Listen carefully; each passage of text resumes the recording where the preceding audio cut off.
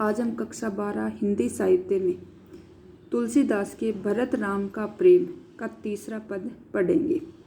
तो यहाँ पे लक्ष्मण कह रहे हैं भूपति। भूपति यानी राजा दशरथ ने मरण यानी मरकर भी, प्रेम यानी प्रेम के, पनु यानी परण को राखी यानी रखा, कि राजा दशरथ है उन्होंने मरकर भी अपने प्रेम के प्रण को रखा। यहाँ पे दशरथ का प्रेम का प्रण कैसे है कि राजा दशरथ ने यह प्रण लिया था, यह प्रतिज्ञा की थी कि मैं राम के बिना जो है जीवित नहीं रह पाऊंगा, इसलिए राम के वन गमन करते ही उन्होंने अपने प्राण त्याग दिए।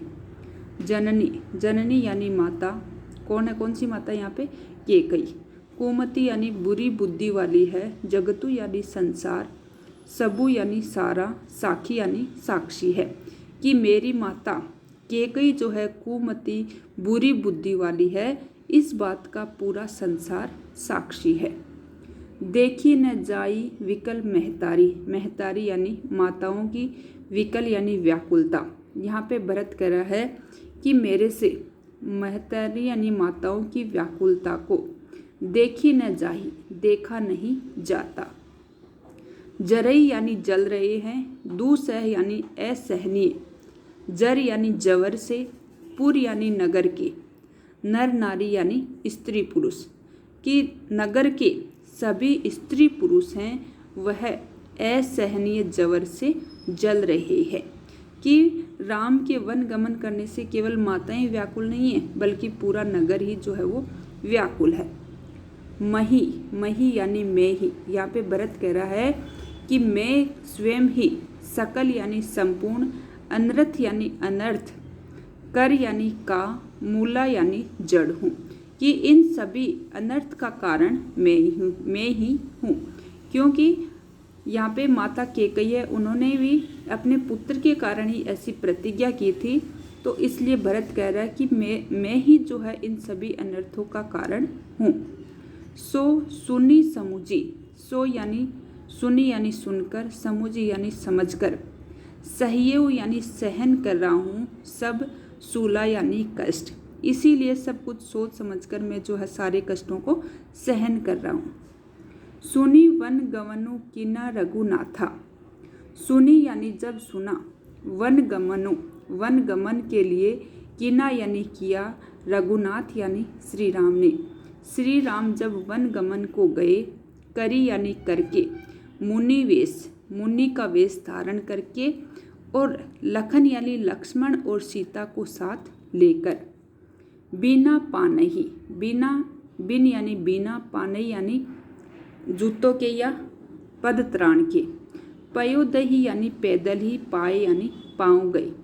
उन्होंने बिना जूते या बिना पद त्राण के पैदल ही वह वन गमन के लिए गए। शंकरु यानी भगवान, शिव या शंकर। साखी यानी साक्षी है। रहेऊ यानी रहे। एही यानी यह, घाय यानी घाव, कि जब मैंने सुना कि तीनों जो हैं वो पैदल ही बिना जूते के ही पैदल वन गमन के लिए गए हैं, तो ऐसा सुनकर मेरे मन पर बहुत भारी घाव हुए। इस बात का साक्षी कौन है? भगवान शिव। बहुरी निहारी निषाद स्नेहु। बहुरी यानी बहुत, निहारी यानी निहारा या देखा, निषाद यानी निषाद राजा, स्नेहु यानी स्नेह को। यहाँ पे भरत कह रहे हैं कि बाहर यानी पराये जो हैं उन्होंने तो राम के प्रति इतना स्नेह लुटाया, और जो स्वयं के जो लोग हैं उन्होंने उन्हें अपना स्वयं का शत्रु माना। कुलिस कठिन उर भयउ न बेहू। कुलिस यानी वज्र के समान, कठिन, उर यानी हृदय में, भयउ यानी हुआ, न यानी नहीं, बहु यानी भेदन, कि इतना सुनने के बाद भी मेरा जो हृदय है वो वज्र के समान कठोर है, इसलिए उसका विदीर्ण नहीं हुआ, अर्थात मेरा हृदय फटा नहीं। अब सबू आँखिन देखियो आई। अब मैं सब कुछ आँखों से देखकर आ गया हूँ। जियत जीव जड़ सबई सोहाई। जियत यानी जीवित रखता है, जीव जड़, कि जीव जो होता है वो जड़ होता है, उसको जीवित रखता है। सबई सोहाई, सब कुछ सहन कराता है। कौन? कि विधाता। विधाता के सामने जो है सब कुछ सहन करना ही पड़ता है और जीवित भी रहना पड़ता है।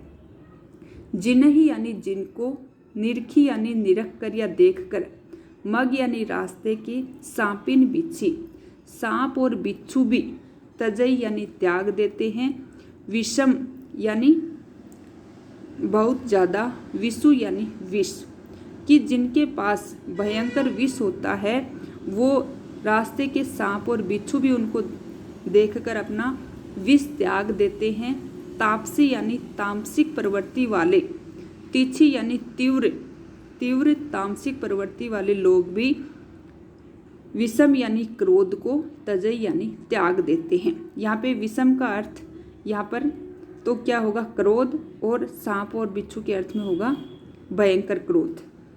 तेई रघुनंदन, उन्हीं रघुनंदन को, लखनऊ सिए, लक्ष्मण और सीता, अनहित यानी शत्रु, लागे जाही, जिनको अपने शत्रु लगते थे, तासु यानी उनका, तनय यानी पुत्र हूँ, कि जिन माता केकई को श्री राम, लक्ष्मण और सीता जो शत्रु लगते थे, मैं उन्हीं का पुत्र हूँ। तजी दुसह दुख, देव सुहाई काही, तजी यानी त्याग कर, दुसह दुख सहन करने योग्य जो दुख नहीं है, देव यानी विधाता, सहाय यानी सहन, काही यानी क्यों करवाएगा, कि ऐसा दुख जो मुझसे सहन क्यों करवा रहा है विधाता, जो सहन करने योग्य ही नहीं है।